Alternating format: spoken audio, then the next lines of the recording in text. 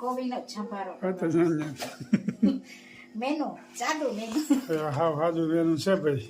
અજમાથી વઘાર કરવાનો. ગુવારના શાકમાં અજમા હોય ને એ સારા લાગે. રાઈ, જીરું,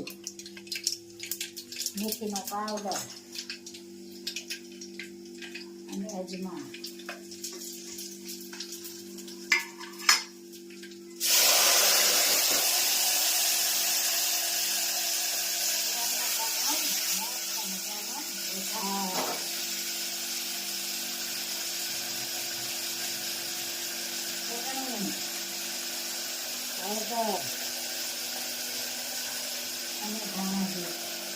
ગુવારના શાક વાળું કોઈ પણ વાળું ખવાય ને તો ગોળ ખતર નખાય ને ખાંડ પણ નાખી શકે.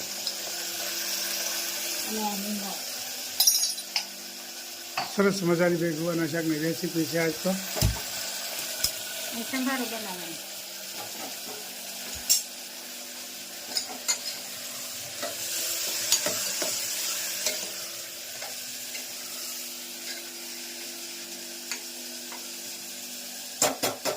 કોમેન્ટ પણ સારી સારી આવે છે તો બધાનો ખૂબ ખૂબ આભાર. બધાને જય સ્વામિનારાયણ, જય શ્રી કૃષ્ણ, જય જીનેન્દ્ર, જય સિયારામ ને હર હર ભોલે મહાદેવ ને સંભારાનો વઘાર. જય જલારામ બાપા.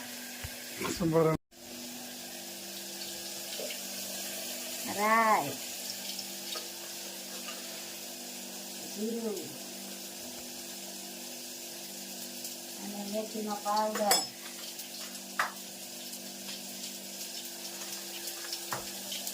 અને કોબીનો સંભારો.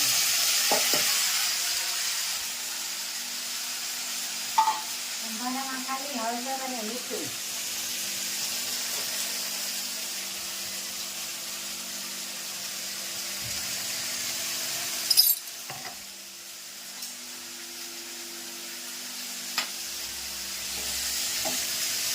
સરસ મજાનો કોબીનો સંભારો અને ગુવારનું શાક અને શ્રીખંડ બનાવીશું અને રોટલી. સરસ મજાની ભાઈ રેસીપી તૈયાર થઈ ગઈ છે. શ્રીખંડ બનાવવાનો છે. કેમ છે? આ એલચી અને ખાંડ.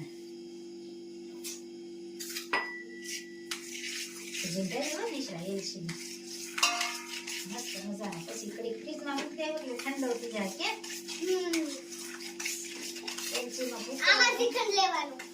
ખાંડ એમાં ગાંઠિયામાં પીસવાનું. ના જોઈને મસ્ત મજાની ખાંડ વળી રહી છે. ગુવારનું શાક ને સંભારો ને શ્રીખંડ ને રોટલી. આજ તો નિશરાનો મોજ છે. કેમ છે નિશરા? નિશરાનો હાથ તો આમ જ હો.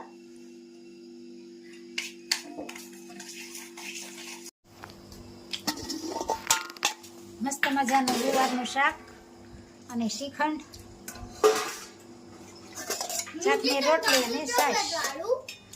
નિશરા પણ જમવા બે. કેમ બેનો નિશરા? ચોકલેટ વાળું શ્રીખંડ આમ બન્યું આમ. એમ હું આવની તઈ કેમ છે? અને આ શીરો. હારે શીરો. જમવા પણ બે ગયા છે. કેમ છે? અમારા બા પણ બે ગયા. કેમ છે બા? બધા સારું છે ને? આવો. જય સ્વામિનારાયણ.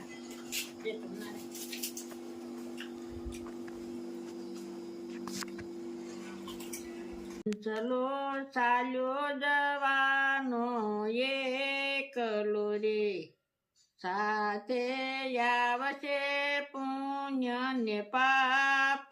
હંસલો ચાલ્યો જવાનો એકલો રે, જેટલો ભજનમાં વખત વિતાવ્યો રે, એટલો સોપડે જમા થાય. હંસલો ચાલ્યો જવાનો એકલો રે, સગા બાલા મળ્યા તને સ્વાર્થ ના રે, 12મે દાડે લાડવા ખાય. હંસલો ચાલ્યો જવાનો એકલો રે, માસ સમાસ રે વેસણી મિલગત પૂરી થાય હંસલો ચાલ્યો જવાનો એકલો રે ભક્તો પાલગ બન્યા છે તારા પ્રેમ મારે પાલગ પણામાં ગુણ લાગાય હંસલો ચાલ્યો જવાનો એકલો રે જય સ્વામિનારાયણ. જય છે. ખૂબ સરસ મજાનું કીર્તન ગાયું. આ શરીરમાં જીવ છે એ હાલ્યો જવાનો છે, પાપ પુણ્ય ભેગા આવશે. એટલે મિત્રો, મનુષ્યના અવતારમાં જ આ બધું પાપ પુણ્ય જે કાંઈ થાય છે, પણ પુણ્યનું ભાતું બાંધી લ્યો તો આ જન્મ મરણના ફેરા ટળી જાય. એક એક કડી જીવનમાં ઉતારવા જેવી છે. ખૂબ સરસ મજાનું કીર્તન ગાયું મારા ભાઈએ. જય સ્વામિનારાયણ. જય સ્વામિનારાયણ.